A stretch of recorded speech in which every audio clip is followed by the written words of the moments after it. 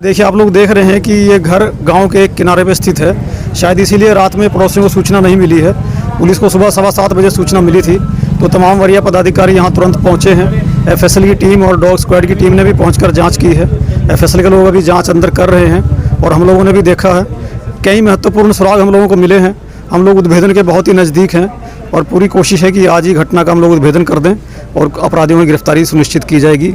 बहुत जल्दी आप लोगों को और विस्तृत जानकारी भी दी जाएगी। सर, क्या लगता है कि वो चोरी के अंदर घटना या फिर हत्या के नियत से आया गया था? ये कई एंगल हैं, लेकिन जैसे मैंने कहा कि हमारे पास कई महत्वपूर्ण सूचनाएं हम लोगों को मिली हैं, कई अच्छे सुराग मिले हैं और बहुत जल्दी ही अगले 6-8 घंटे में हम लोगों को पुनः आप लोगों को विस्तृत जानकारी देंगे। सर, एक लाल बॉक्स मिला है सर मकान के पीछे में, क्या सर वो एक अहम कड़ी हो सकता है जांच में? वो एक छोटी सी अलमीरा है जिसमें कुछ महत्वपूर्ण कागजात और अपना व्यक्तिगत सामान रखा जाता था, जो घर के पीछे फेंका हुआ मिला है। एक छोटा सा तालाब है गड्ढानुमा, उसमें पानी में फेंका हुआ मिला है। उसमें जो कुछ कागज पत्र थे वो कुछ गीले भी हुए हैं, उन सब की जांच की जा रही है। वो भी एक महत्वपूर्ण सुराग है। इसके अलावा टेबल पे 3 खाली गिलास मिले हैं और भी हम लोगों को ह्यूमन इंटेलिजेंस से आसपास के लोगों से कुछ महत्वपूर्ण सूचनाएं मिली हैं। टीम अपना काम कर रही है। एसआईटी का गठन किया गया है एसपी ग्रामीण के नेतृत्व में।